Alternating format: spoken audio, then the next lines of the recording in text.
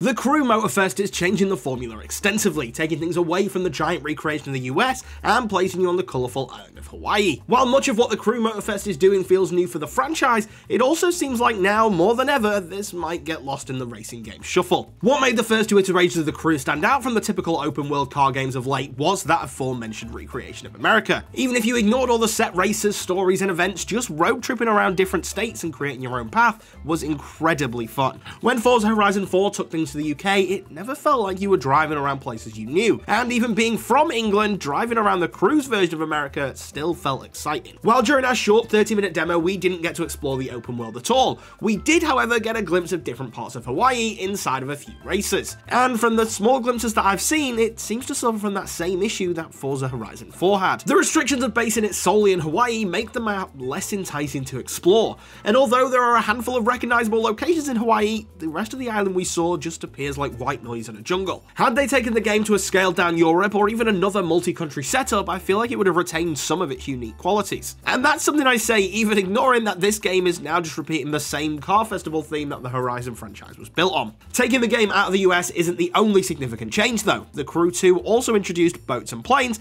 both of which were incredibly fun to use, and both of which are just not returning for Motorfest. It made exploring the map a lot more engaging, and the fact that you could switch vehicles at the touch of a button was instantly fun. This time though, you are now solely stuck to the ground. Thankfully, driving feels as good as ever. The Crew has always taken a more arcadey approach to racing, and no matter what car you are in, it's easy to pick up and start drifting around corners in no time. If you're looking for an accurate sim that emphasizes the very modular aspects of driving, this might not be for you. But if you are like me and you want to drive around the fastest, coolest looking cars, there is still plenty to enjoy. One thing to note that is very exciting though is that Motorfest will allow you to transfer all of your vehicles from the Crew 2 to Motorfest free of charge. Now my collection of Lightning McQueen decaled sports cars can come with me to Hawaii, and I can ka-chow around an entire island. The big focus of this preview though was on the new playlist feature. These are pre-designed sets of events usually themed around different cars or settings. For example, the Made in Japan playlist puts you in different Japanese cars as the world suddenly fills with neon lights and giant dragons. You work through different contests and unlock new cars and parts as you go through each of them. It all feels like a much more dramatic step up from the Crew 2 themed events where certain races would plunge you into black and white or even become movie sets. Reskins of areas do make things feel fresh, but design elements in the initial Japan race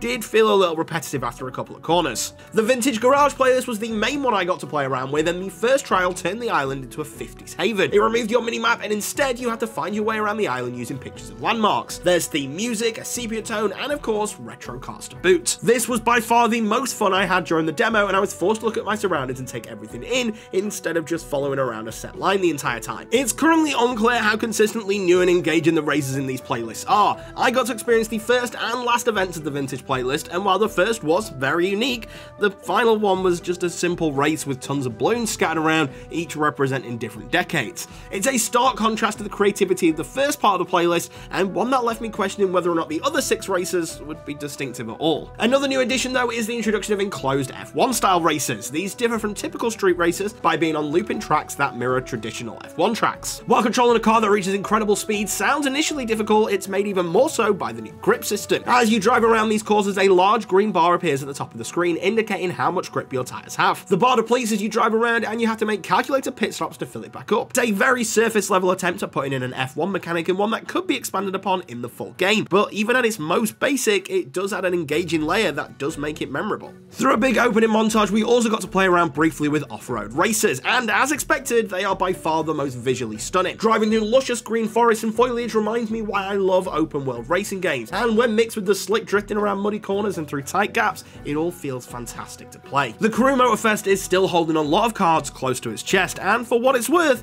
it isn't necessarily doing anything wrong, but it's also not really doing anything incredible. And if the events we've seen consistently innovate with each playlist, there's a lot of room for creativity. And I just sit and think about what the rest of the game has to offer, and even though I haven't set foot in the supposedly vast open world, it feels like we're taking a giant step backwards for the franchise. What used to be a noteworthy entry into the open world racing genre has become another soulless entity. Once you take out the planes, the boats, the recreation of the US, what makes Motorfest stand out? Had they leaned in harder on what made the Crew 2 special and either evolved the US map or even taken it to somewhere like Europe, I think it would hold its own against its competitors. What I'm left with though seems like it'll be a perfectly fine game that plays as well as it looks, but I believe it'll be one that will struggle to grab your attention in a sea of open world races.